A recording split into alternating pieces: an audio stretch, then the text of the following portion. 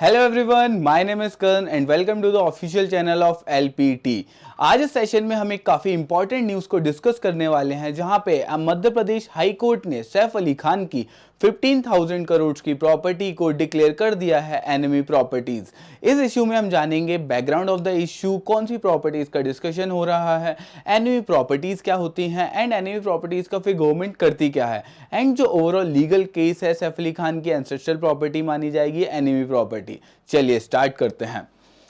सैफ अली खान का argument court में ये था इस केस में कि वो जो प्रॉपर्टी है उसे एंसेस्ट्रल प्रॉपर्टी माना जाएगा एंड वो उसे इनहेरिट कर सकते हैं। एंड बट गवर्नमेंट ने एमपी हाई कोर्ट ने उनकी 15,000 करोड़ की एंसेस्ट्रल प्रॉपर्टी को एनिमी प्रॉपर्टी डिक्लेयर कर दिया है। हाई कोर्ट ने ट्रायल कोर्ट के 2000 के टाइम के सिविल कोर्ट के ऑर्डर को सेट असाइड कर दिया है या बेसिकली रिजेक्ट कर दिया है, जिस हाई डिस्ट्रिक्ट कोर्ट ने डिक्लेयर किया था कि इस प्रॉपर्टी को एंसेस्ट्रल प्रॉपर्टी माना जाएगा। चलिए आगे देखते हैं बैकग्राउंड ऑफ द इशू। जिस कंटेक्स्ट में प्रॉपर्टीज की बात की जा रही है, कौन सी प्रॉपर्टीज हैं, पहले हम ये समझ लेते हैं। Firstly Flagstaff house of Bhopal Noor Sabha palace, जो कि एक 4 स्टार लग्जरी होटल है भोपाल में। Second Dar us Salam fourth Habibia bungalow, next Ahmedabad palace and Kohi Fiza property. ये सैफ अली खान की इनहेरिटेंस प्रॉपर्टी हैं, जिसे अब कोर्ट ने डिक्लेयर कर दिया है enemy properties. These assets were passed down from last Nawab of Bhopal. The issue began when some of these properties were classified as enemy property. अब इन्हें enemy property में क्यों कन्वर्ट कर दिया गया है या कोर्ट ने इन्हें ऐसे क्लासीफाई कर दिया है, अब इस इश्यू को हम समझते हैं।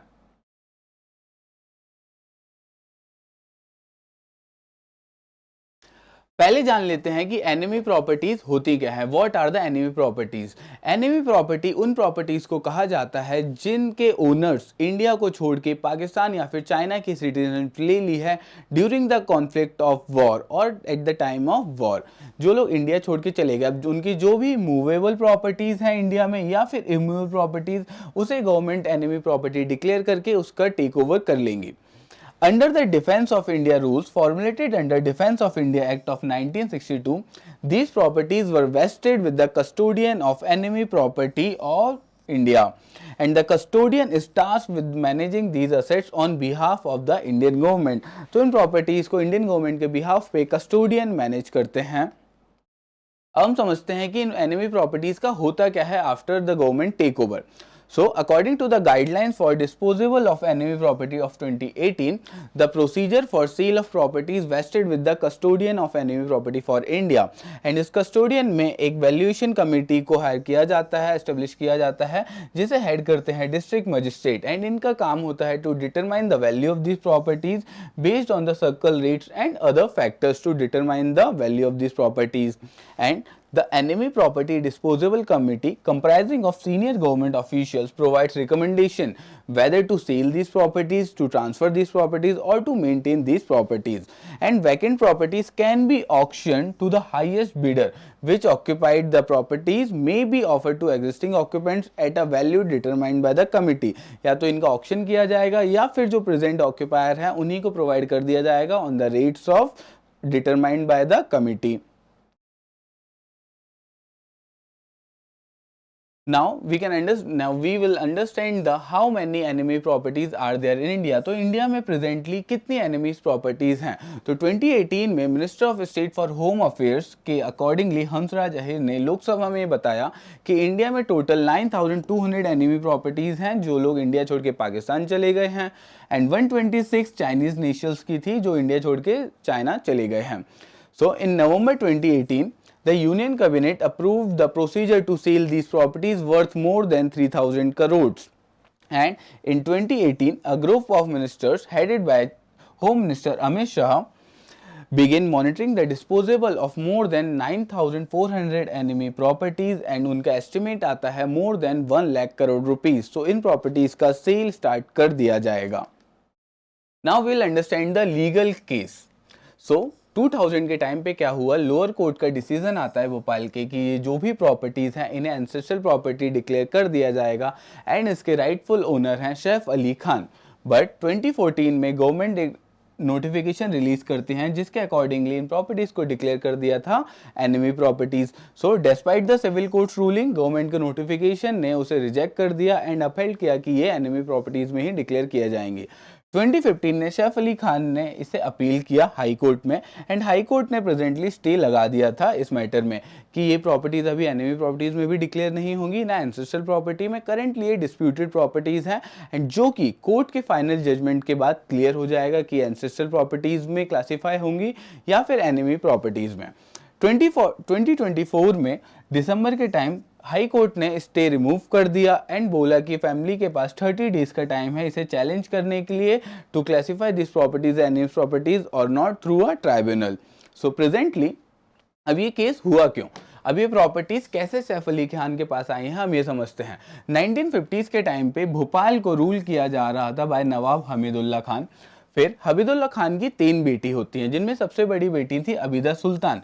तो अबीदा सुल्तान इंडिया छोड़ के पाकिस्तान चली जाती है 1950 में और उनकी जो सेकंड बेटी थी सजीदा सुल्तान, थर्ड बेटी थी इनकी राबिया सुल्तान जिसका ज़्यादा मेंशन नहीं है।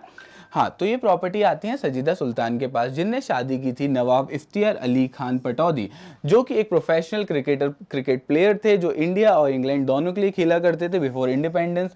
एंड लेटर उनके बेटे लेजेंडरी मंसूर अली खान जिन्हें फेमसली जाना जाता है टाइगर पतौदी के नाम से, सैफ अली खान के पापा। तो यहाँ पे सजीदा सुल्तान जिनके ग्रैंडसन हैं सैफ अली खान ये इनहेरिट करते हैं इस प्रॉपर्टी को, बट लेटर ऑन गवर्नमेंट इसे डिक्लेयर कर देती है एनिमी प्रॉपर्टी की। गवर्नमेंट का यहाँ पे क्लासिफिकेशन था कि जो माइग्रेशन हुआ अबीदा सुल्तान का इंडिया से पाकिस्तान को, सो ये प्रॉपर्टी अब एनिमी प्रॉपर्टीज में आएगी क्योंकि ये प्रॉपर्टी अबीदा सुल्तान की थी। अब कोर्ट में ये प्रूफ हो जाता है कि ये प्रॉपर्टी अबीदा सुल्तान की थी तो फिर ये प्रॉपर्टी एनिमी प्रॉपर्टीज में डिक्लेयर कर दी जाएंगी। बट वेयर एज कोर्ट में ये प्रूफ हो जाता है कि ये प्रॉपर्टी सजीदा सुल्तान के पास ट्रांसफर हो गई थी जो कि सैफ अली खान की दादी हैं, तो फिर ये प्रॉपर्टी इनहेरिटेंस के थ्रू सैफ अली खान को मिल जाएंगी एंड उनकी बहनों को। तो ये है प्रेजेंट इशू। बट 2014 में 2000 का जजमेंट आया, वहां पे तो इसे एंसेस्ट्रल प्रॉपर्टी डिक्लेयर कर दिया। बट गवर्नमेंट ने 2014 में एक नोटिफिकेशन रिलीज किया जिसके थ्रू जो भी पटौदी फैमिली की एंसेस्ट्रल प्रॉपर्टी थी भोपाल में उसे डिक्लेयर कर दिया है एनिमी प्रॉपर्टी। एंड 2016 में गवर्नमेंट एक ऑर्डिनेंस रिलीज करती है जिसमें एक्सप्लिसिटली स्टेटेड था that heirs have no rights over these properties. तो ये है मेन इशू इस केस का। चलिए आगे समझते हैं।